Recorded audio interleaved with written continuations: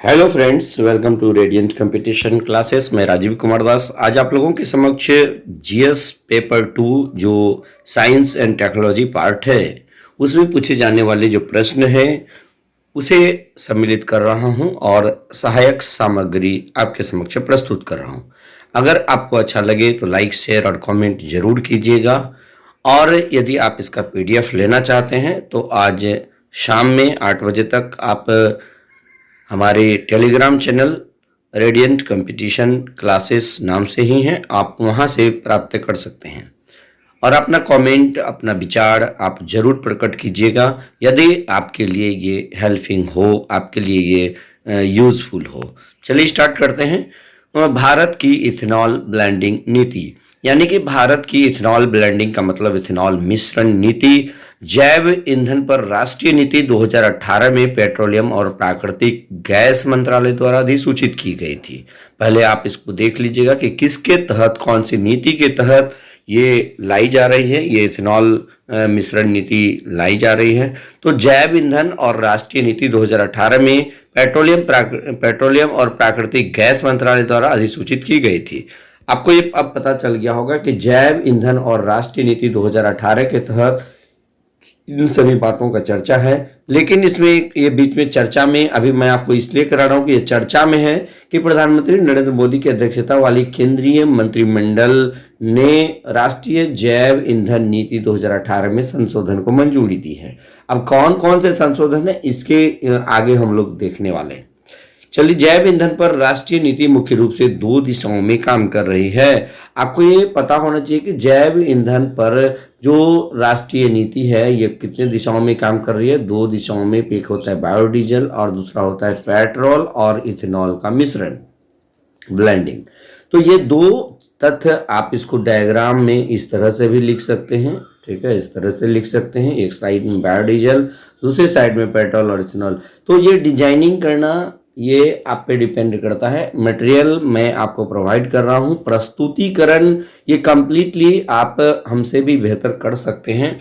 और साथ ही साथ मैं कहता हूं कि मेरा थॉट प्लस अपना थॉट लेकर एक तीसरा नया मॉडल आंसर आप खुद तैयार कर सकते हैं दोस्तों। चूंकि मटेरियल मैं अब पर्याप्त दे रहा हूं, आप यहां से कलेक्ट कर आप बेहतरीन कर सकते हैं।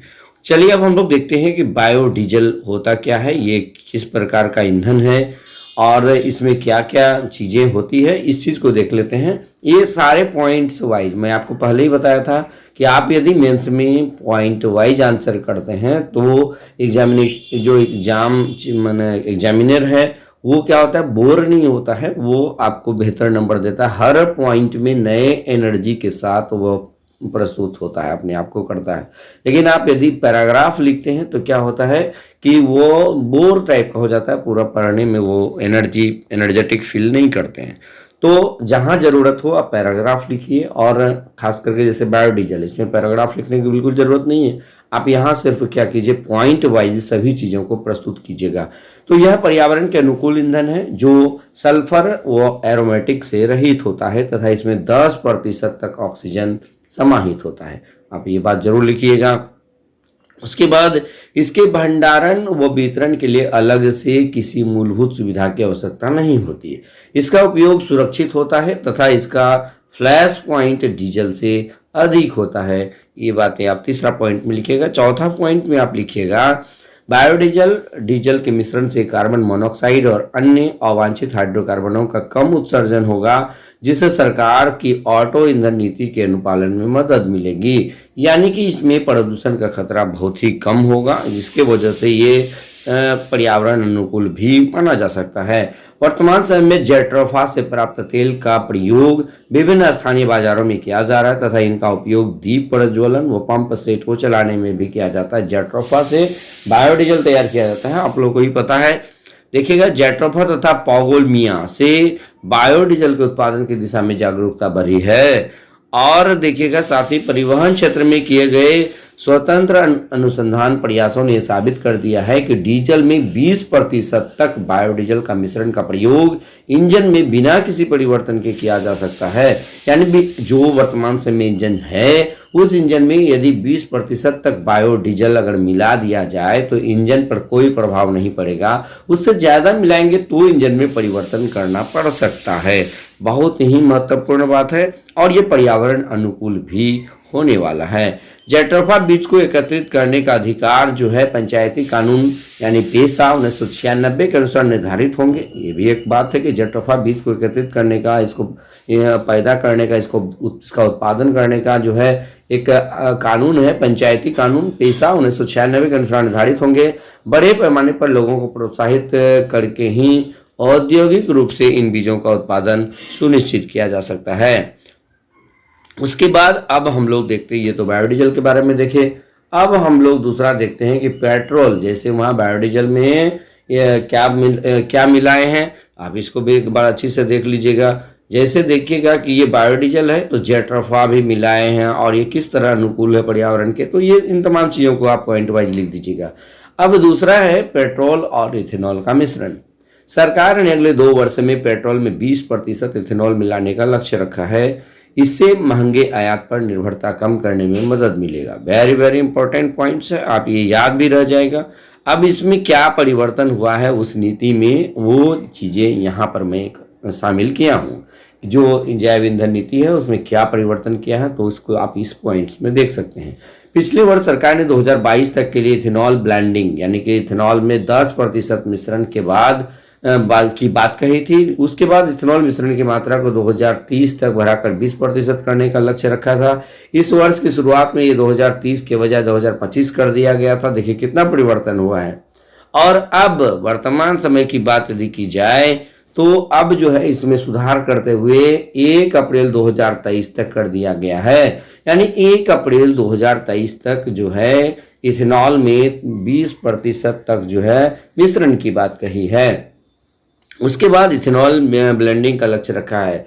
आप देखिए इसको दूसरे पॉइंट में, वर्ष 2023 तक 20% इथेनॉल ब्लेंडिंग का लक्ष्य हासिल करने के लिए करीब 1 अरब लीटर इथेनॉल की जरूरत होगी और जरूरी 7 अरब लीटर इथेनॉल के लिए चीनी उद्योग को 60 लाख टन अधिशेष चीनी का इस्तेमाल करना होगा, जबकि शेष इथेनॉल का उत्पादन अतिरिक्त अनाज से करना होगा। आप इसे भी लिखिएगा। इथेनॉल का उत्पादन मुख्य रूप से गन्ना, मक्का, गेहूं आदि से किया जा सकता है। भारत में इसका उत्पादन गन्ना के सिरे से किण्वन प्रक्रिया द्वारा यानी फर्मेंटेशन प्रक्रिया द्वारा किया जा सकता है। नेक्स्ट देखिएगा, इथेनॉल के विभिन्न सम्मिश्रणों को बनाने के लिए गैसोलीन के साथ मिश्रित किया जा सकता है। इसके अणुओं में ऑक्सीजन पाए जाने के कारण इंजन ईंधन को पूर्णतया दहन करने में सक्षम होता है। ये बहुत इंपॉर्टेंट बात है, ये बहुत ही इंपॉर्टेंट, आप इसको जरूर नोट कर लीजिएगा। यानी कि ईंधन को पूर्णतः दहन करने में सक्षम होती है। उसके बाद यदि हम लोग देखें, भारत में 1 लीटर इथेनॉल की कीमत वर्तमान समय में जो है 62.65 है, जबकि 1 लीटर पेट्रोल की कीमत 100 से प्लस ही है। यानी कि हम अपने यहाँ 100-106 के बीच है, 106 रुपये तक है। इथेनॉल मिक्स्ड पेट्रोल के साथ वाहनों के प्रदूषण स्तर में काफ़ी कमी आने की उम्मीद है।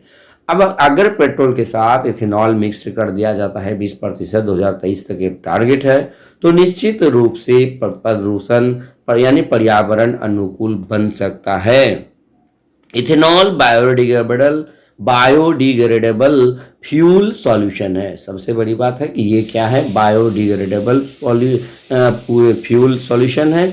इसका भंडारण एवं परिवहन भी काफ़ी सुरक्षित माना जाता है। इथेनॉल 20% कार्यक्रम अपनाकर भारत प्रति वर्ष $4 बिलियन जो है बचा सकता है। इसलिए कि आपको पता होगा कि भारत पेट्रोलियम के आयात पर निर्भर रहता है, जिसमें बहुत ज़्यादा पैसा ये खर्च करता है। अगर यहाँ पर इस तरह की बातें हो जाती है तो $4 बिलियन जो है ये बचाया जा सकता है।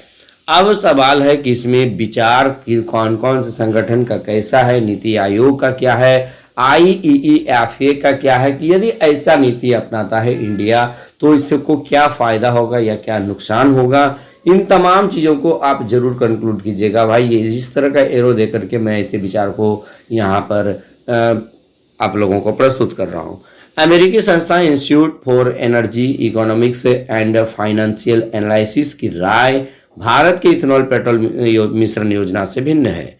यानी कि भारत जो ऐसा कर रहा है, लेकिन उसमें जो ये राय आया है ये institute for energy economics and financial analysis का, ये थोड़ा सा अलग अलग है। इस संस्था की राय है कि 1 हेक्टेयर क्षेत्र में सोलर प्लांट लगाने से जितनी ऊर्जा मिलेगी, इथेनॉल से उतनी ऊर्जा प्राप्त करने के लिए 187 हेक्टेयर भूमि में मक्के की खेती करनी होगी।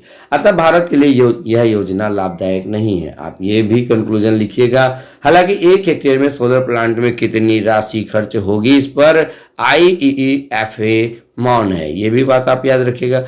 अगर नीति आयोग की रिपोर्ट को देखिएगा, नीति आयोग की रिपोर्ट को आप भी जरूर देख लीजिएगा। नीति आयोग का रिपोर्ट आप इसे बहुत अच्छी तरह से पेश कीजिएगा दोस्तों।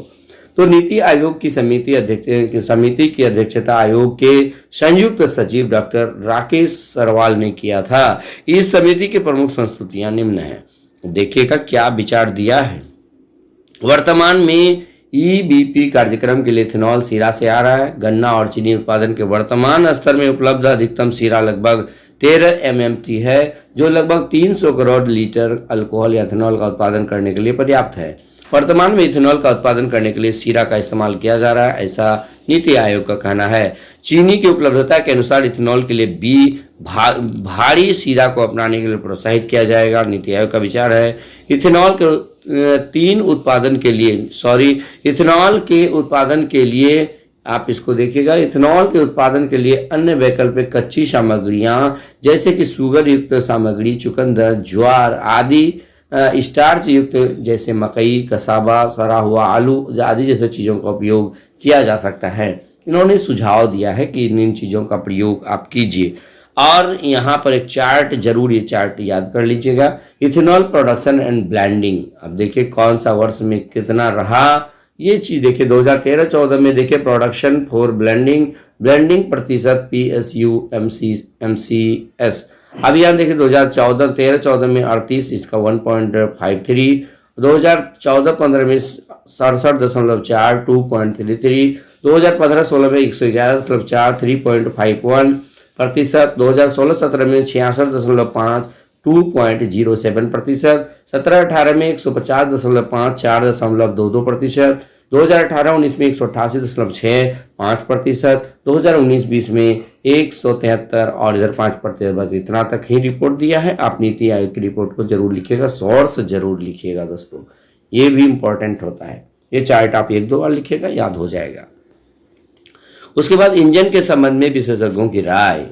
अब देखिएगा कि इंजन में क्या परिवर्तन होगा, इसके संबंध में अगर विशेषज्ञों की राय को देखें, ये भी बहुत इंपॉर्टेंट, आप इसे जरूर कीजिएगा, जरूर डालिएगा। अब देखिएगा विशेषज्ञों की राय माने तो इस ब्लेंडिंग में, इस मिश्रण से वाहन के इंजन में कोई उल्लेखनीय प्रभाव नहीं पड़ेगा, परंतु माइलेज में कमी अवश्य हो जाएगी। लेकिन माइलेज में कमी होगी, माइलेज को मेंटेन रखने के लिए इंजन में थोड़ा बहुत बदलाव करना होगा, ऐसा विशेषज्ञों की राय है। संसार के अन्य देशों में ब्लेंडिंग तथा उनके अनुभव, जैसे सिर्फ भारत ही ऐसा नहीं है, और भी देश कर रहा, तो वो क्या परिवर्तन किया है, क्या अनुभव है इससे। देखिए संसार के अनेक देशों में इथेनॉल मिश्रण पेट्रोल का उपयोग हो रहा है और इसके लाभ को देखते हुए इन देशों में इथेनॉल का उत्पादन बढ़ता जा रहा है, यानी इसका लाभ ही हो रहा है। और इस ब्लेंडिंग से पर्यावरण प्रदूषित नहीं होता है, सबसे बड़ी बात यही है। तो विभिन्न प्रकार के वाहनों से nitrogen oxide, SO2, CO, hydrocarbon, वाष्पशील और कार्बनिक यौगिक निकलते हैं, जिससे पर्यावरण प्रदूषित होता है। आप यदि देखिएगा साधारण से, तो ये सभी के सभी जो है पर्यावरण प्रदूषित करता है। जबकि इथेनॉल के दहन से आप एक इक्वेशन के माध्यम से इसको देख सकते हैं कि C2H5OH प्लस 3CO2 यानी O2 यानी ऑक्सीजन के साथ ये मिल जाता है, तो क्या बनाता है, कार्बन डाइऑक्साइड और जल बनाता है। आप इक्वेशन को बैलेंस कर दीजिएगा तो ये इक्वेशन याद रखिएगा, इसमें कार्बन डाइऑक्साइड और जल बनता है, इन दोनों से पर्यावरण प्रदूषित नहीं होता है। ये बहुत बड़ी बात है, इसलिए इथेनॉल के उत्पादन से जो है निश्चित रूप से ये पर्यावरण अनुकूल ईंधन माना जा सकता है इसे। तो इतनी सारी बातें दोस्तों आप जरूर लिखिएगा, ये काफ़ी हेल्पफुल होगा। तो इसमें मैं इतनी सारी बातों को समाहित किया, और ये इथेनॉल ब्लेंडिंग बहुत ही इम्पॉर्टेंट है, चाहे ऑडिटर का एग्जाम हो, CDPO का हो या 67वीं BPSC हो, आप इसे क्लैक्ट कर लीजिएगा। आप इसे और बेहतर ढंग से प्रस्तुत कर सकते हैं, ये आप पे डिपेंड करता है दोस्त। अगर ये वीडियो अच्छा लगे तो लाइक शेयर और कमेंट जरूर कीजिएगा। धन्यवाद।